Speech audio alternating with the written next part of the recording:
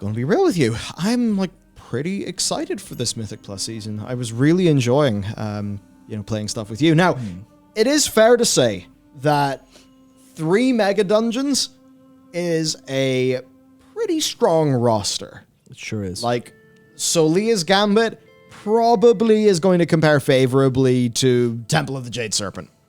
But still, even doing like those WoD dungeons, I did enjoy that in the most recent season. So we've, of course, found out that we will have the Ruby Life Pools, Zanokka Defensive, Azure Vault, and Alagathar Academy. Algathar Academy, as well as Halls of Valor, Court of Stars, which I think are both pretty great, Shadow and Burial Grounds, which I really love, and Temple of the Jade Serpent, which I also do like quite a bit as well, as our dungeon pool. And along with that, Blizzard have announced something that we saw appear on PTR, but we're not sure about, and that is Necrotic and Inspiring are gone. Seem to be, yeah. Cool. They're going to have a new one, though, so we don't know what that is. But I do think the Blizzard are more focused on the whole Kiss Curse thing. I think they have heard quite a lot of feedback on these affixes, and even thinking about Shadowlands, like, they consistently nerfed the more annoying affixes. I remember Storming at the very start, versus after they nerfed it a few times. And it's one of those things, like, that's a nerf that I think is purely, like, to increase the fun. Because some of the affixes are just annoying. Yeah. So it's always good to see them rotate out things that they maybe don't particularly like. And do I have a horse in this race because I'm a healer? Yeah. I definitely have a horse in this race. Yeah, Necrotic, well, I mean, Necrotic was just kind of... How to put it? It was very annoying to play around. It was, on paper, really good and really interesting. But when it came to player groups, when it came to tank skill levels, it was definitely, like, overweighted towards asking a lot of the tank. And also, the game was not super great about, like, tutorializing and teaching, giving you ways to deal with it. It very much felt like a great challenge for a group to undertake, a coordinated group. Basically, it's like a mythic or heroic mechanic instead of a normal mechanic. That's more or less how I would frame it.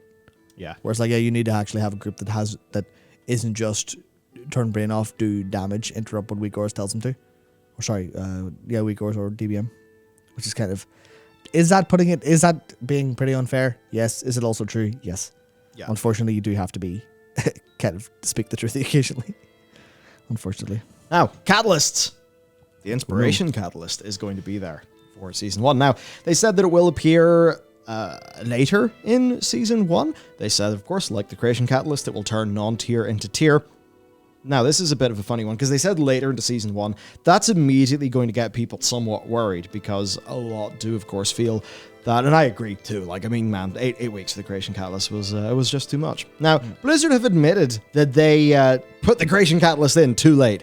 So, if they agree with that, but then this comes in a bit later, that would be a little bit strange. So, I've got to assume it will be fewer than 8 weeks in. Yeah, I imagine it's like...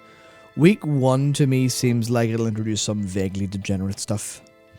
And it also throws in a load of issues of like, well, does teardrops become useless? Do they want teardrops to still feel valuable?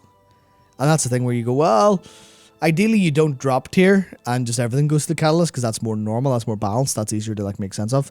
That doesn't have like unfair ramifications on players. But I imagine it'll be like week 2 or 3 or 4.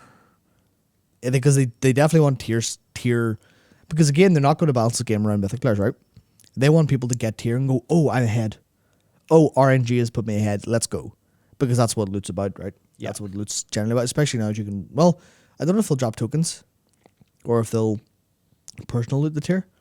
But either way, it'll be like, hey, you got the good luck. You get your tier set a week early. That feels good. And I guess that's a feeling they want, but not to take the piss. Again, I don't know if that's correct or not for balance. Probably not correct for balance, but correct for player experience, probably. There is a line to draw of be unbalanced but fun. And it's like, when does having tier become fun versus not having tier become unfun? And that's like a balance problem they have to solve with how strong tier is. Because tier is traditionally way too fucking strong. And you become irrelevant if you don't have it. Yeah. So balancing that out is kind of their problem. Which is why I can understand not going week 1, because God, people need a little bit of excitement in their lives. More or less. Yeah. So imagine they'll get it a bit better. And that's really the main round of news that came out from yesterday. Pretty surprising, pretty damn great. And, it was even like looking underneath the trailer. A lot of people seemed pretty excited. Like and actually, look, man, it feels pretty good. Straight up, feels pretty good. And I'm really happy about that. Yeah, there are no massive glaring issues with an expansion. Yeah. And people saw the trailer and didn't get angry with the trailer. A lot of people maybe looked at the trailer and went, where's the stuff? Or that's a bit generic. Or what do you mean you're using an audio machine? Leap of faith? Have you not got an original composer? What's going on? But it's still just like, people watch them. Dragon Round's fun. Evokers, give or take.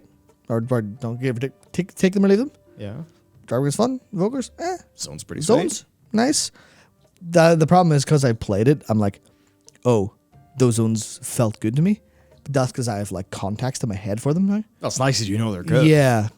But other players are like, why do I care about these zones? But hopefully the emotional mood of it and the little bit over the top swoopy movie camera stuff was like, oh, this was fun. It felt dynamic. This feels nice and big and like, okay, sweet. This is.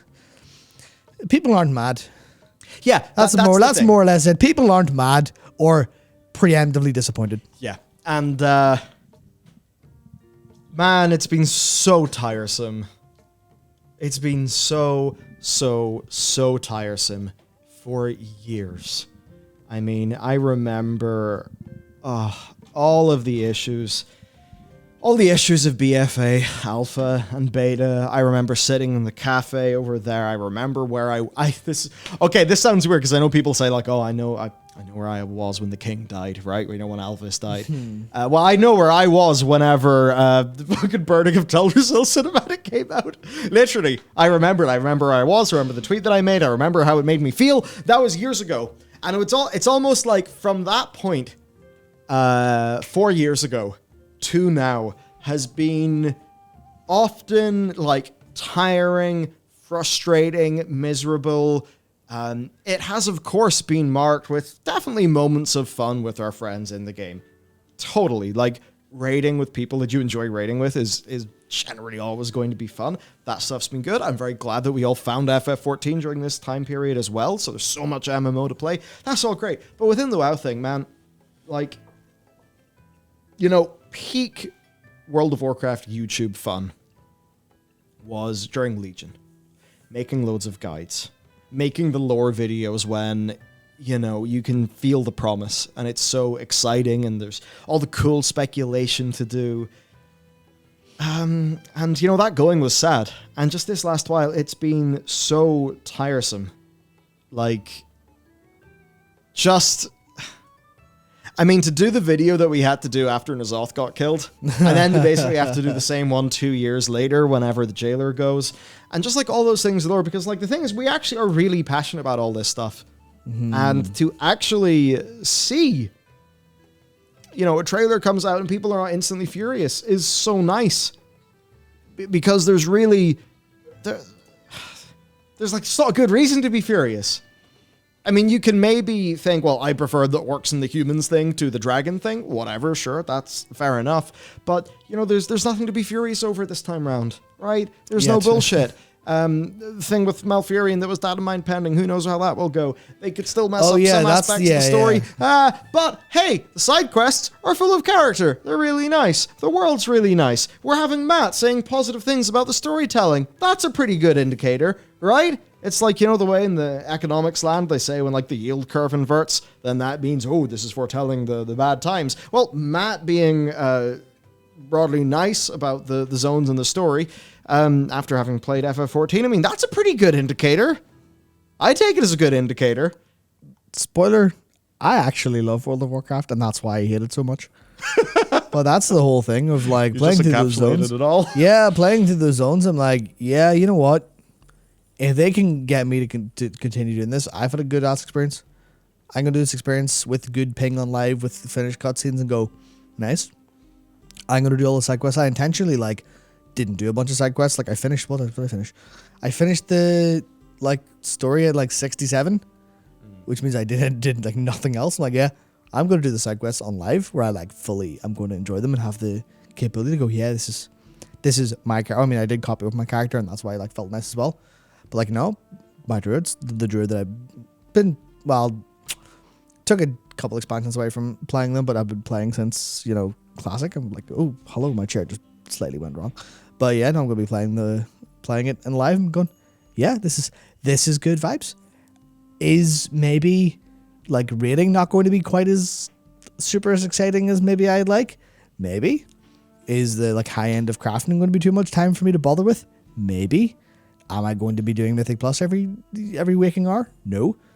Am I going to enjoy side quests? Am I going to enjoy some world quests and just dragon riding around the zones? Absolutely. Yeah. That's another thing I didn't do on like beta, and I won't do. And I definitely won't get an add-on to do it. But getting all the dragon riding glyphs, that's going to be a couple evenings of just good fun. Apparently you sound like me, saying all these nice things. Yeah. There, they've got him too. I mean, right, on the payroll. So again, I said this, and I did have a big like basically the last half of the review on the other channel is just me going, just here's all the reasons that I think this is still really shitty in Lewis. Yeah. So I'm not like, I am literally giving a very biased account because I'm not saying all of the problems, of which there are many, and you can go check out the review to hear those. There are loads of tone breaks, loads of like real issues with like A plot and storytelling and stuff like that. But I'm like I am with a lot of games, I'm willing to look past parts that annoy me if there are whole parts that I do enjoy. And that's the thing, if there are whole parts of it I do enjoy, I'm like, yeah. Is this better? Yes. Is it great? No. Is it good? Yes. And in a World of Warcraft, I love the game. I'm going to enjoy it. More or less. I'm not going to try and take any super objective stance. I'm going to be like, yeah, it's better. I'm going to like it more. Yeah. Is this still kind of shitty? Yeah. But I'm going to like it. That's always the thing. Like, wow, it's always been a little bit weird, a little bit rough around the edges, but people, yeah, we found character in it, right? It's this, you can, it's like you, it's the way that you read into something. I don't know what it is, but you know the way like WoW had that charm, and it's probably that charm that's why we're all here right now, right? Where we first, like that charm got us years and years ago. And I suppose between all of these good vibes here and hopping back to Wrath and having pretty damn good vibes, good fun there, it's just been a nice time. It really has been nice. So yeah, crazy.